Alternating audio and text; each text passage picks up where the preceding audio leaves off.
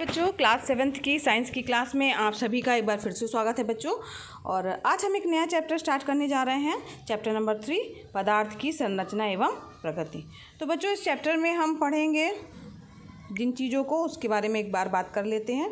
तो पहला है बच्चों पदार्थ की अवस्था, यानी उसके निर्माण की जो मौलिक इकाई है, यानी अणुओं और परमाणुओं के बीच की दूरी में अंतर का क्या कारण है। ठीक है, तो इसके कारण अंतर के कारण ही तो पदार्थ की अवस्थाएं होती हैं, उसको आप अच्छे से समझेंगे। और पिछली कक्षा में भी बच्चों हम लोगों ने पदार्थ की अवस्थाओं के बारे में चर्चा की थी और दूरी के अंतर के बारे में जो है अंतर के का क्या कारण है उसके बारे में भी हम बात कर चुके हैं।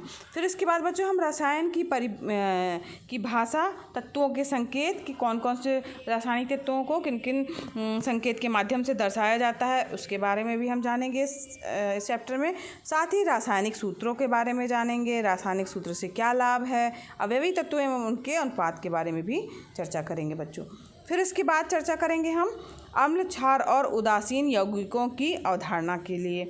ठीक है, फिर इसके बाद में क्या चर्चा करेंगे, अम्ल, क्षारक और लवण की प्रकृति में उपस्थित एवं उसका उपयोग। प्राकृतिक सूचक क्या हैं इसके बारे में भी हम जानेंगे इस चैप्टर में। और उदासीनीकरण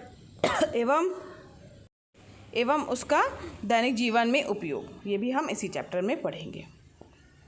यहाँ पर बच्चों सबसे पहले चैप्टर में आया है शब्द पदार्थ। तो पदार्थ होता क्या है बच्चों, आप अपने आसपास बहुत सारी वस्तुओं को देखते हैं ना। जैसे आप बैठे होंगे तो कुर्सी है, मेज होगा, अलमारी है, ठीक है, पानी है, दूध है, तेल है ना, बहुत सारी ऐसी चीज़ें आपको दिखती होंगी।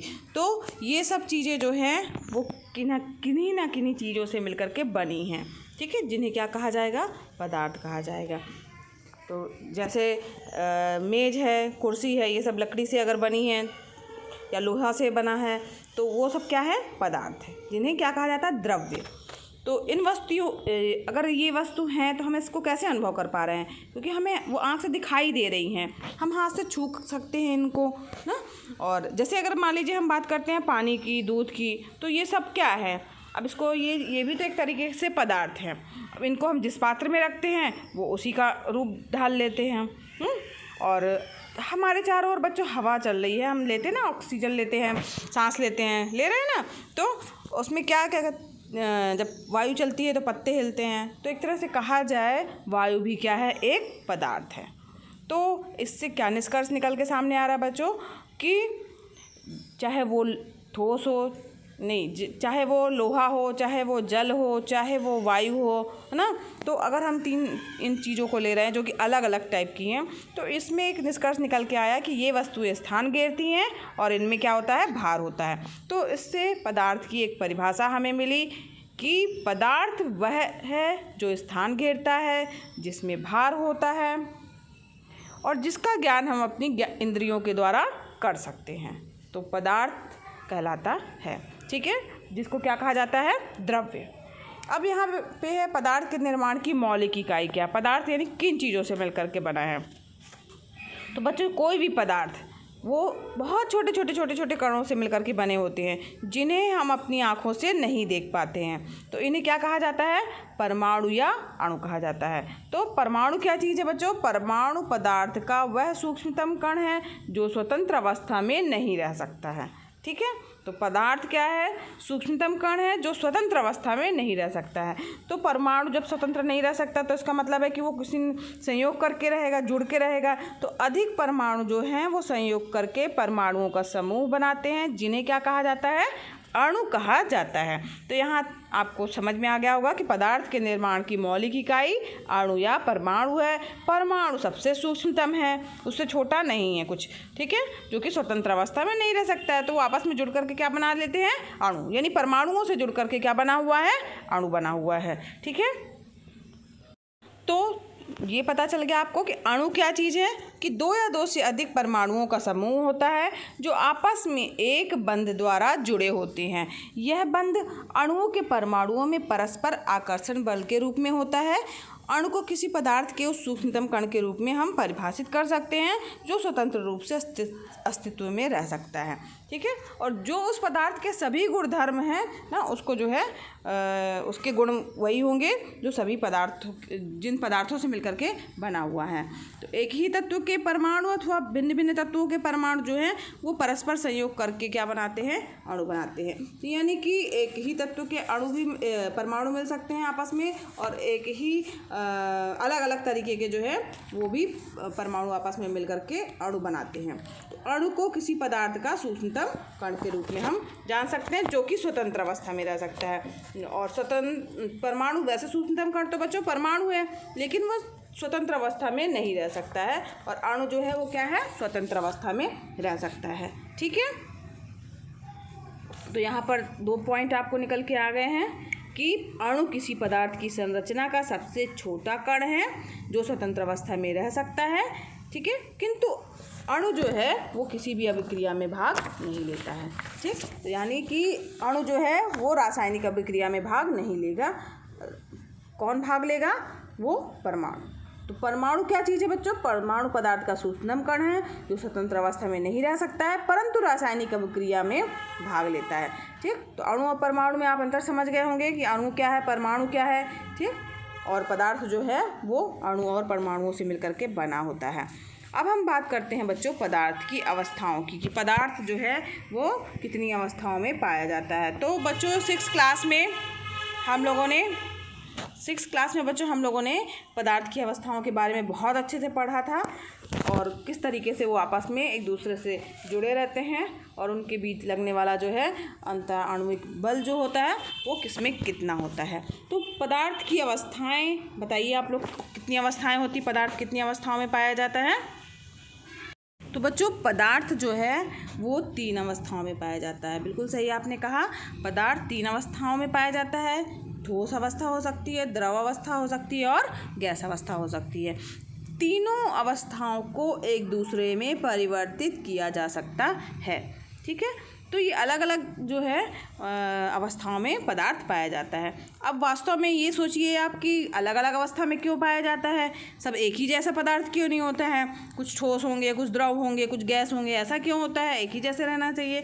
तो बच्चों ये इसलिए होता है क्योंकि जिन पदार्थों से जो पदार्थ जो है जिन अणुओं से मिलकर के बना है उनकी व्यवस्था कैसी है। अगर वो आपस में बहुत ज़्यादा तेज़ी से जुड़े हुए हैं, ठीक है, और उनके बीच में अंतराणुविक स्थान जो है कम है, और जो अणु हैं अत्यंत पास पास हैं, तो इसका मतलब है कि वह क्या होगा, ठोस होगा। उसमें हम एकदम बिल्कुल उसके अणुओं को हिला डुला नहीं सकते हैं। तो यहाँ देखिए चित्र दिख रहा है आपको, एकदम पास पास उसके अणु होते हैं ठोस के, जिसको हम हिला डुला नहीं सकते हैं, अत्यंत पास होते हैं, और इनके बीच में अंतराणुविक बल जो होता है वो बहुत ज़्यादा होता है, वो आपस में खूब अच्छे से जुड़े होते हैं।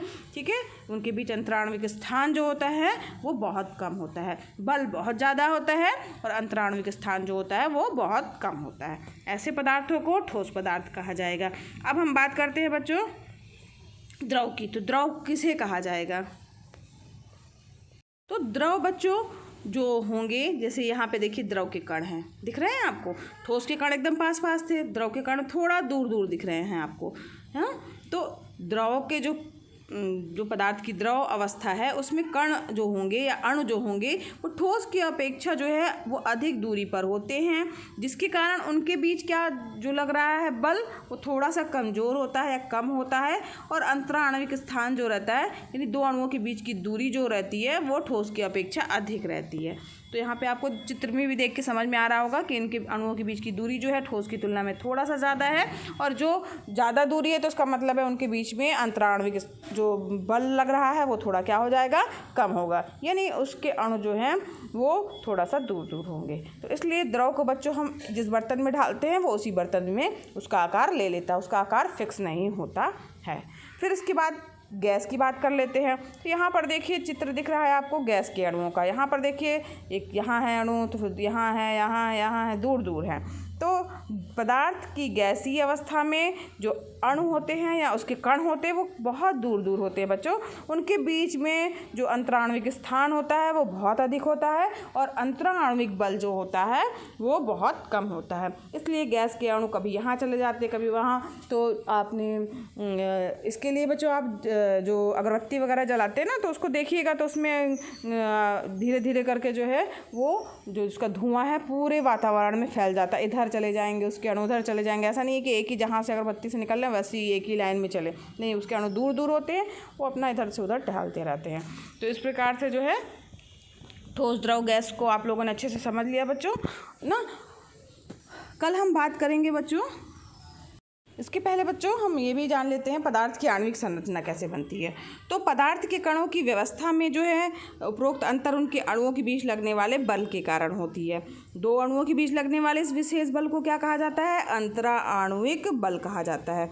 यह एक प्रकार का आकर्षण बल होता है जो अणुओं को आपस में बांधे रखता है। ठीक है, उसके अणु क्या रहेंगे? आपस में बंधे रहेंगे। तो जब ठोस की अवस्था है तो उसका मतलब है कि यह बल बहुत अधिक होता है और ठोस के अणु आपस में बंधे रहते हैं, जिसके कारण उसकी आकृति व आयतन दोनों ही निश्चित होते हैं। तो ठोस के अणुओं के आपस में बंधे रहने के कारण ठोस की आकृति एवं आयतन दोनों क्या होती हैं? वो निश्चित होते हैं।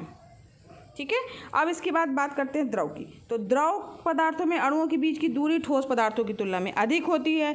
अणुओं के बीच में परस्पर दूरी यानी कि अंतराण्विक बल जो है अंतराण्विक जो बल है वो स्थान जो रहेगा वो अधिक होने के कारण अंतराण्विक जो बल लग रहा है वो क्या लगेगा? ठोस की तुलना में कम लगेगा। ठीक है, जिसके कारण द्रव के अणु अपनी सीमा में रहते हुए स्वतंत्रतापूर्वक गति कर सकते हैं। यानी वो अपनी सीमा में रहते हैं। ऐसा नहीं कि एक कण उधर चला जाए दूसरा कण दूसरी तरफ चला जाए, ऐसा नहीं होता है। उसके अणु आपस में बंधे ही रहते हैं लेकिन स्वतंत्रतापूर्वक गति कर सकते हैं। तो इससे क्या होगा? इससे इनकी आकृति तो बच्चों निश्चित नहीं होती है परंतु आयतन जो रहता है वो निश्चित रहता है। आप कोई दूध लेते हैं, तेल लेते हैं, जो लिक्विड वाली चीज़ें हैं, जो द्रव वाली चीज़ें हैं, उनका आयतन निश्चित रहता है। उसको लीटर में नापा जाता है। जनरली हम लेते हैं ना 2 लीटर दे दीजिए, 3 लीटर दे दीजिए, तो ये आयतन का निश्चित रहेगा। आकृति जिस बर्तन में आप डालेंगे उसी का आकार जो है वो द्रव ग्रहण कर लेते हैं। अब बात करते हैं बच्चों गैस की। तो बच्चों गैस के जो अणु रहेंगे तो उनके अणुओं के बीच की दूरी ज़्यादा रहती है ना, ठोस और द्रव की तुलना में और अधिक रहती है, जिसके कारण गैस के अणुओं के मध्य लगने वाला जो आकर्षण बल है, ठीक, जिसे क्या कहा जाता है? अंतराण्विक बल कहा जाता है। तो ये कम होता है, नगण्य के बराबर होता है, जिससे गैस की आकृति व आयतन दोनों ही अनिश्चित होते हैं। जिस बर्तन में गैस रखी जाती है उसी का आकार व आयतन ग्रहण कर लेती है। ठीक है, तो आकृति भी निश्चित नहीं होती है और आयतन भी निश्चित नहीं होता है गैस का। ठीक, यहाँ पर देखिए ये बर्फ़ दिया हुआ है। अब ऐसा चीज़ ठोस द्रव और गैस की अगर तीनों अवस्थाओं को अगर हमें समझना है बच्चों तो हम एक चीज़ लेते हैं जो है बर्फ़। ठीक है, बर्फ़ चीज़ किससे बना रहता है? बर्फ़ किससे बनता है बच्चों? पानी से। पानी को हम जमा देते हैं तो वो बर्फ़ बन जाता है। तो बर्फ़ जो बनता है उसमें जो रहता है वो उसको ग्लास में डालते हैं तो क्या उसी का रूप? पानी तो किसी में भी डालो उसका रूप ले लेता है, लेकिन क्या बर्फ़ लेता है? नहीं, वह उसकी अवस्था क्या कहलाती है? ठोस अवस्था कहलाती है। उसमें अणु जो है पास पास होते हैं, आकर्षण बल आकर्षण बल बहुत ज़्यादा होता है और उनके बीच में अंतराण्विक स्थान जिसके बीच में गैप बोला जाता है जिसको, वो बहुत कम होता है। ठीक है, अब बात करते हैं जब वो पिघलता है तो पानी का रूप ले लेता है और पानी के अणु जो रहते हैं वो थोड़ा सा बंधे तो रहते हैं लेकिन थोड़ा सा स्वतंत्र भी रहते हैं। यानी जितना ठोस के अणु आपस में एक दूसरे को बांधे रहते हैं उतना द्रव के अणु आपस में बांधे नहीं रहते हैं। इसके कारण उनके बीच में अंतराण्विक बल ठोस की तुलना में कम होता है और इसके कारण जो है वो जिधर जाते हैं यानी जिस बर्तन में डाला जाता है उसी का रूप धारण कर लेते हैं। अब तीसरा है बच्चों भाप। भाप की बात करें हम तो भाप जो है, अब पानी को जब हम गर्म कर देते हैं तो क्या हो जाता है? वो भाप में बन करके उड़ जाता है। तो उसमें अणु क्या होते हैं? है तो पानी, उसके अणु जो होते हैं वो आपस में जो है धीरे धीरे करके टूटते जाते हैं, उनके बल जो है कमज़ोर होता जाता है और तो गैस के अणु जो हैं वो आपस में दूर दूर चले जाते हैं क्योंकि उनके बीच में आकर्षण बल भी कम है जो कि ठोस और द्रव दोनों की तुलना में कम होता है। ठीक है, और स्थान बहुत ज़्यादा होता है, तो इसलिए उसकी आकृति और आकार दोनों क्या होते हैं, अनिश्चित होते हैं। तो इस प्रकार बच्चों आपको पदार्थ की अवस्थाओं के बारे में अच्छे से समझ में आ गया। 3 अवस्थाएं, ठोस अवस्था, द्रव अवस्था, गैस अवस्था, क्यों ऐसी अवस्थाएं हैं उनकी, ये भी आपको समझ में आ गया होगा। तो आज के लिए बच्चों बस इतना ही। इसके आगे का जो है हम नेक्स्ट वीडियो क्लास में पढ़ेंगे। अगर बच्चों पढ़ाना पसंद आ रहा हो तो वीडियो को लाइक कीजिएगा, चैनल पर नए हैं तो चैनल को ज़रूर सब्सक्राइब कीजिए बच्चों, साथ ही बेल आइकन भी प्रेस कीजिएगा ताकि आपको नए वीडियो का नोटिफिकेशन सबसे पहले मिले। बच्चों ये वीडियो क्लासेस एकदम फ्री हैं, तो आप भी इसका लाभ लीजिए, दूसरे बच्चों को भी शेयर कीजिए ताकि वो भी इसका लाभ ले सकें। धन्यवाद बच्चों, मिलते हैं नेक्स्ट वीडियो क्लास में।